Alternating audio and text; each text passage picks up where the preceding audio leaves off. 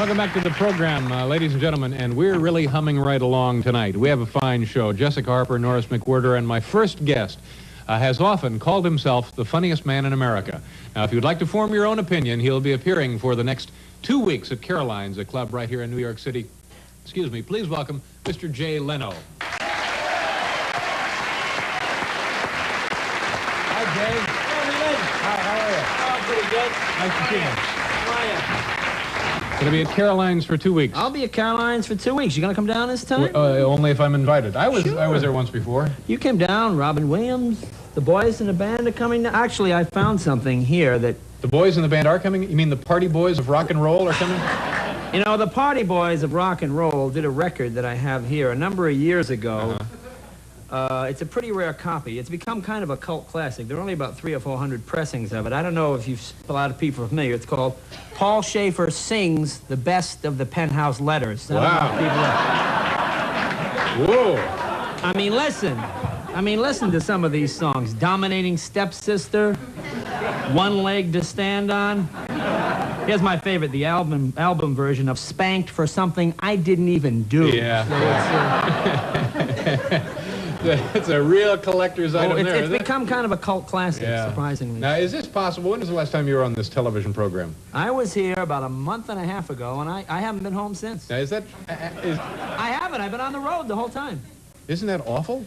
It's not awful, Dave, not for us comedy foot soldiers who are out there in the trenches, you know? I'm not one of your big-time comedy generals with some cushy desk job winging in 300-400 a week. I'm out there in the trenches doing the clubs. Fighting the battles, you know? yeah. Oh, boy. Now, what do you do to keep yourself occupied on the road? Well, you know, being on the road, because you do things... Well, you were on the road. You did the road for a while. Not long. You never did any of the comedy clubs. No. See, it's funny, you know, when the comedy clubs first started, they had regular names, you know, Austin Comedy Clubs, the Comedy Works, those kind of places. Now they all have comedy names. In the last 6 weeks, I've been at Jokers, Giggles, Tickles, Ho-Hos, Ha-Has, Hee-Hees. In fact, next month I'm working a new place called which is right down. No, but what do you do on the road? You watch TV. Watch a lot of TV. But you don't watch regular TV. Now, what time do you get up in the morning? You get up like about, let's say, 11:30. You read the whole paper. Yeah. I mean, the whole paper. You know, the kind of thing where you go, look at this, tuna casserole with a graham cracker crust. you look through it. But I remember when we were in Tahoe, you were across the street, and it was like, you get up, you go down the lobby, you look at your watch, what is it, 1:30? Brady Bunch is on at 2. It's strange, but it's nice coming here. Here is fun because here you stay in a nice hotel, the fabulous. It's a classic. It's a very hip hotel. In fact, the Gideon Bible in the room has cable listings, which you don't usually. Pretty hip. See, I like to go down to the lobby of the, listen to the old men tell tales of the sea. You know, there's always a guy. You know, it's the kind of hotel where the bellhops go, Spanish fly, governor? I said, no, thanks. No, but it's a nice hotel. Now these are just jokes. You might want to identify these because right now the high-powered lawyers it's fabulous. Yeah, hotel. It's a nice place. Well, you know what's nice? You're in the city. Like a couple of weeks ago, I was at Oklahoma City. You know, it was a great club, but you're not in the city. You're in the suburbs. You know, you stay in these hotels that are on the highway. Right. You know, the kind of hotels where you know, they're motels. You know, you open your door and it's like, beep, beep, beep, beep, beep, yeah. It's like cars going, you know, like, oh, yeah. It's very strange. So it's good to be back in the Big Apple. Oh, it's great. It's fun to be back here, especially at Caroline's, because that's kind of it's like hip New York kind of club. Yeah, I was a pretty impressive clientele they get down there. Folks all dressed up and stuff. Folks dressed adults. Up. They had adults down there. And a lot of adults? Yeah. A lot of adults? Scared me.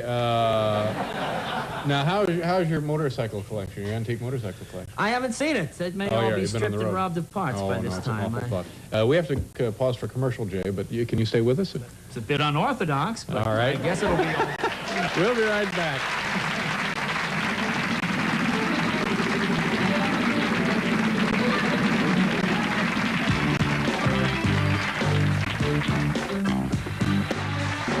Paul, welcome back to the program, ladies and gentlemen. Jay Leno is here, and later tonight we're going to bust more stuff with the Steamroller. What is the the big problem for you on the road, aside from occupying yourself during the day? Well, you know, when you work at these comedy clubs, I always meet a lot of young comedians. You know, and they always say the same thing, you know, how do you get on late night? And, you know, how can I, you know, this is the truth, because they always say, how can I find out if my jokes are appropriate for the show, or if Dave has done the joke before, or even if it's a good joke. And I was talking with Robert Morton, your talent coordinator, and he was kind enough to lend me the book, which is, I guess, more or less become the Bible of the industry. It should be on the shelf. Let me. Why don't you go over and see if you can get it. Oh, there it is. Here it is. Yeah. Here it is. Let me bring it over here. It certainly is a big volume, isn't it? It's a big volume. Yeah. This, of course, would be Late Night's big little book of overdone, hackneyed comedy premises. Oh, yeah. That really is the Bible. Now, the book contains, for example, what do you think the most hackneyed, overdone comedy premise would be? Beats me. Well, let's look up Anything hackneyed. to do with dining out? No. Although that may be in the new abridged edition. Aha, that would be, can you imagine if E.T. landed in my neighborhood? Boy, we'd beat him up, wouldn't we? Another big one would, anything with McNuggets. I.e., see, where are the McNuggets in the chicken? That would be a big one. Can you imagine this guy at home is also very popular. Yeah. You know how this is where you take a famous person, preferably a sports figure, and you do a bit about him being at home. You know, like, oh, here come the potatoes, oh my gosh, and like that. Let's look up types of performers. For example, what do you think the most obnoxious type of performer would be? Here it is right here. The most obnoxious type? That, of course, would be the wacky duo. Are you familiar with them? The wacky duo? Wacky duo. It says, two Caucasian males, mid to late 20s, no apparent ethnic heritage. Now, the way this works is one guy comes out. You've seen the wacky duos. They come out. Thank you, ladies and gentlemen. Both my partner and I are thrilled to be here. Meanwhile, the partner's going... Will you stop, please? I don't know what got into it. We're on nationwide television. The guy's wacky. I don't know what's the matter with him. Will you take it? The guy's crazy. I don't know what's gotten into him. Another big one would be, let's see. Ooh, oh, here's one I know you like. The impressionist who just returned from the Hollywood party. Do you know this guy? Yeah. You see, these were very big on shows for a number of years. This is the guy who comes out, and he says, thank you, ladies and gentlemen. Recently, I just had the good fortune to be in Hollywood and went to a party attended by some of our biggest stars. It went something like this. Then the guy will turn around, mess up his hair, come back, look exactly the same, you know? I wouldn't mind if these people could rearrange their DNA structure and maybe, you know, come back as a crustacean or something. But it seems like such a waste to me. Well, thank goodness it's in this book. Well, it's all right here, certainly in the volume. So any young comedians, again, that want to do this show should contact the staff and probably go through the book. I think it's the best way to do it. Now, what are you going to be doing to occupy yourself now you got 2 weeks in New York City? Oh, I'm having a fabulous time here in New York. It's amazing how they've cleaned up that Times Square area, isn't it? You know, I think if God does not destroy Times Square, he really owes Sodom and Gomorrah an apology. You know? I like a very religious group we have here. I like, at least they're trying to keep inflation down here in New York. This is the only major city in America where you can still see a movie for 25 cents, which is kind of...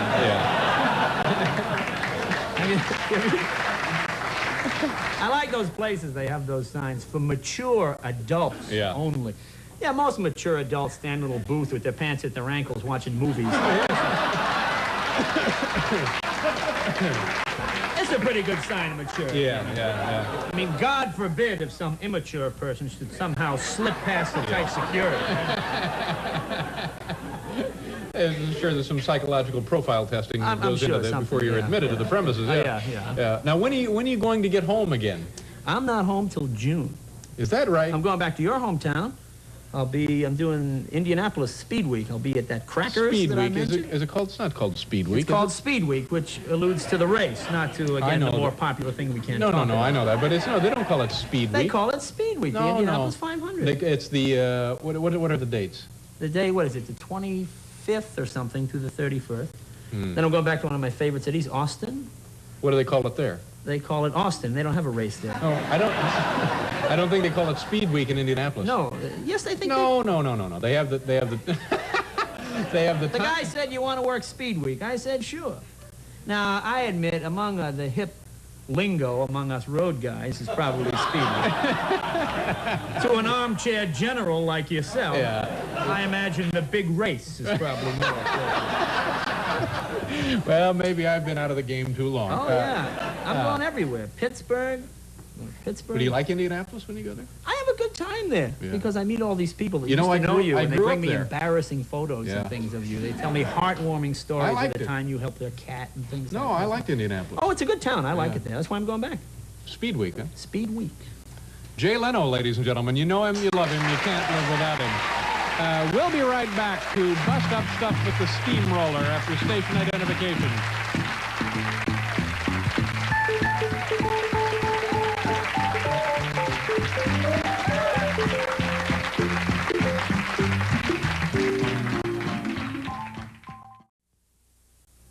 What about those generals? They actually thought they was gonna beat us last It's night. okay. Hello, baby. All right.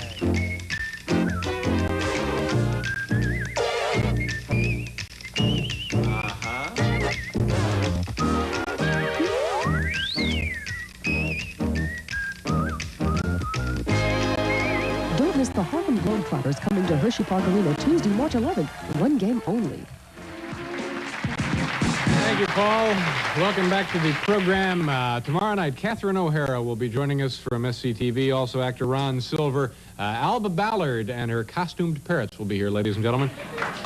And we'll be passing out our first annual Audience Awards in conjunction with the Academy Awards presentation in the next week or so. Now, if you happen to watch our program last Friday evening, you know that we devoted a portion of that show to running over things with the Steamroller. The public response has been so great, in fact, overwhelming, that we feel that you deserve more. So tonight, as an encore presentation of things you, the American viewing public, want to see smashed by a steamroller, all new items.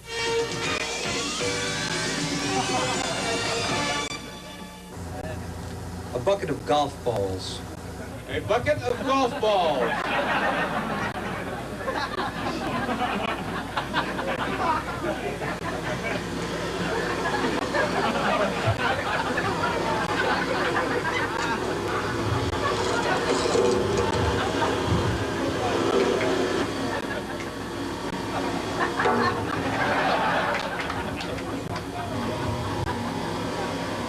A bucket of golf balls.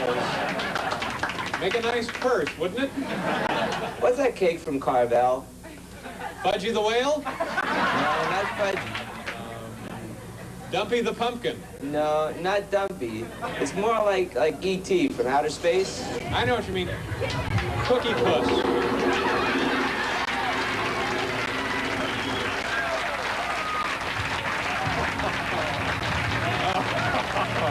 A TV movie, Coward of the County.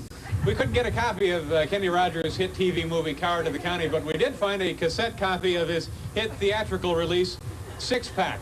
I hope you enjoy this.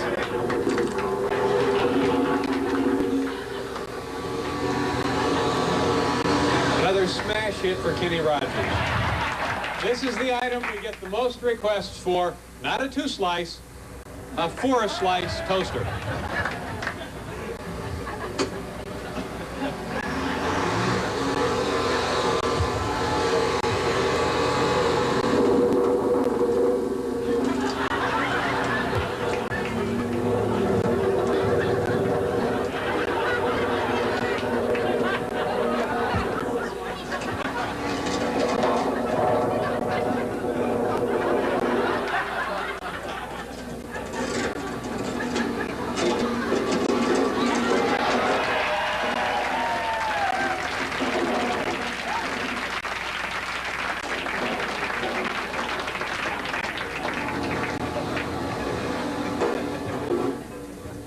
Yeah, that's why everybody wants to see it. It's just unbelievable. Okay. We'll be right back with the founder of the Guinness Book of World Records, Norris McWhirter. Also, Jessica Harper is here.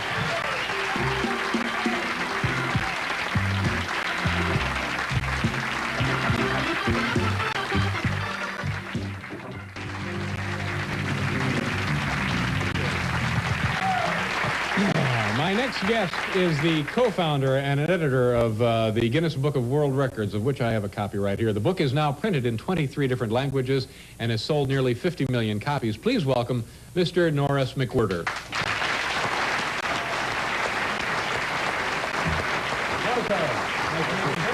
Thank you very much for being here, sir. First of all, is that a record? 23 different languages and 50 million copies? No, Lenin has got books in more languages than that. How many languages are there? Altogether, about 4,800. That's including the dialects. No kidding. Yeah. Over 4,000 languages? Yes. Had no idea. Some of them very few people speak. I would In fact, guess there's so. one language, there's only 2 people left that speak it. Really? Yeah. What is the language? It's a language, it's a Canadian Indian language, and there's 2 very old sisters, and they're both nearly 100, and when they die, that'll be the end of it. But they're just doing it for a joke, aren't they? No. That's their language. Really? Yes. That's very strange. What constitutes a record exactly? Well, a record has to be measurable, and it's either a stopwatch or a weighing scale or a measuring stick or something. And it has to be, well, it has to be more than 3 of them, really, to be a record. You can't just have one for a record. I'm sorry, it has to be, what do you mean? Well, you have to have good, better, best, and then you can get a record. I still don't understand that. You don't understand? Right? No. The good, better, best. Yeah. Say I have a record for folding socks. Yeah. Okay. Yeah, you have a record for failing socks, right? Right. Now, Yeah. now show me the good, better, best.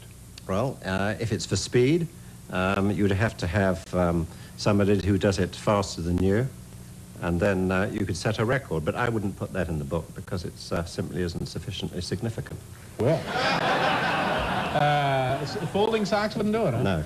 Now, speaking of things that are insufficiently significant, what are some of the sillier records that you've witnessed or have in the book? Or The sillier ones? Yeah. Oh, I've seen some really silly ones. A fella playing a violin underwater. And then I saw a whole orchestra underwater once in Tokyo. An entire orchestra? Yeah. Yeah. And now that's in the book? Yeah, that's about as silly as it comes. Yeah. Yes. And now, do you witness these things? I see a lot of them around the world, but not all of them. The television produces more silly ones than anything else. Yeah. Are you yourself in the book? Yes, because we've sold more books than anyone else. Oh. Yeah, that's right. We're coming up for 50 million. Yeah. And that's more than anyone else. Okay. So it's a record. We have some photos here, Norris, and I will hold these up, and if you can tell us what we're looking at. Sure. These are all record-related. Yeah. Well, that's one of the very rare records from North Dakota. North Dakota doesn't have many records. And that's the world's biggest. That's 16 feet across. And that weighs about 1 3/4 tons. Uh-huh. Yeah. And why don't you tell them what that is? Well, that is something that you should be able to eat. Just the biggest. The biggest, it's a hamburger. Yeah, the biggest hamburger. The biggest hamburger. Yeah, Now, you can see it's a hamburger. now, how many of you knew that was a hamburger? Now, to be a hamburger, you got to cook it. They couldn't have cooked this thing, could they? Yes, they did. They actually cooked it. They cooked it, yeah. And it was consumed. Yes, and it was sent to hospitals and Oh, that's various good. charities. And I don't know, it's a strange audience. They're groaning at acts of charity. They're upset by that. Somehow it reviles them. Now, this is North Dakota. You said that they don't have, as a state, many records. No, very few. What states are highly competitive? California is the worst or the best. Now, they whichever you have look the at. most representation? Yes, they have the weather for it too. Uh-huh. For the outdoor ones. And what would be another? How does New York do? New York's about the second best, and then Australia and New Zealand is where they have most record holders as well. All right, this guy I probably have seen before. Yeah, well, he's the second heaviest. He weighed over 1/2 ton when he was at his best, and that's Robert Earl Hughes, who weighed 1,067 pounds, and his last job was in New York City at B. Altmark's, where he worked as Father Christmas. And he was buried in a coffin that was the size of a piano case in Indiana. Oh, buried in Indiana? They could only move him about... This is the nastiest. Well, the thing of it is, he weighed over 1/2 ton? Yeah, but there's now somebody heavier. Oh, that's Yes, good. John Brewer Minnock, and he's in the University Hospital of Seattle. and he weighed 1,400 pounds. Oh my gosh. Yeah, that's too bad. But that's the record. Now here's a happy lady. Yeah, well, she comes from the same hometown as the Beatles, from England, and her name is Karen Stevenson, and she's the world champion at eating cold baked beans one at a time with a stick in each hand, and she's done 4,600 in 30 minutes. So it's a very high striking rate. Yeah. 4,600? 4,600 in 30 minutes. But now wait, earlier you said folding socks was too silly. What is this? Isn't that? Yeah, that's silly, but the thing about it is a lot of people do it. A lot of people don't do folding socks, but a lot of people do cold baked bean eating. You know, I'd wager the vast Letterman empire that there's more people folding socks than there are eating beans. I could be wrong, but... and how did she do it? How did she eat these? One at a time, with little sticks. Yeah. Okay. Well, that's the most tattooed man in the world. His name is Wilfred Hardy, and he's 96% tattooed.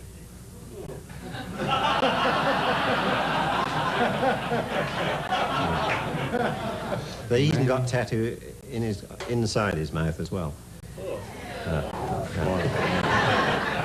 96% of his body is covered with tattoos, and that the 4%. Yeah, that's it. Well, actually, you can see part of the back of his neck. That's right. But he may have had that done since I saw him last. Oh well, let's hope so. He came to get that taken care of. Was he? Did you meet that guy? Yes. He came to the office to be checked out. Yeah. Nice. Seemed like a normal fellow. Nice. No, not very normal. Well, that's the tallest human of all time. That's Robert Wadlow with his little brother, or his two little brothers, and that's the Chandeliers. He was 8'11.1". He came from Alton, Illinois, and when he was 9, he could carry his father, who was the mayor, up the staircase of the family home. And he was really unbelievable. Died in 1940, just before penicillin was invented, which might have saved his life. Really? Because he got gangrene in the foot. Yeah.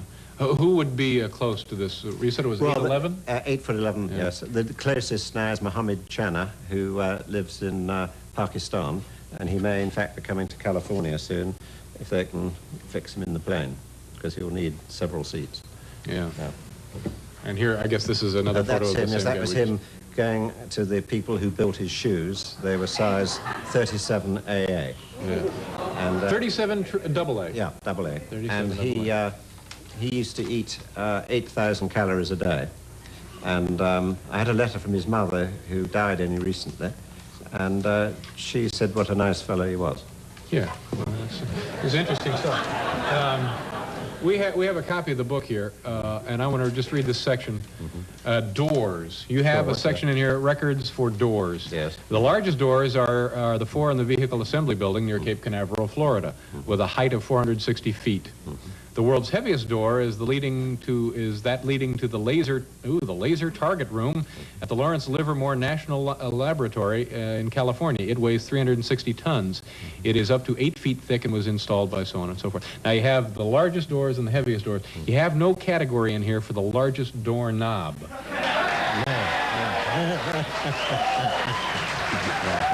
Where's we have Jimmy come out, please? Jimmy, if you'll bring it out, I want to. Put it right up there. Now, Norris, is there any way this would qualify as the world's largest doorknob? If it was, yes. I like that very much. If I could check that out, I'll put it in the next edition. Oh, okay. Well.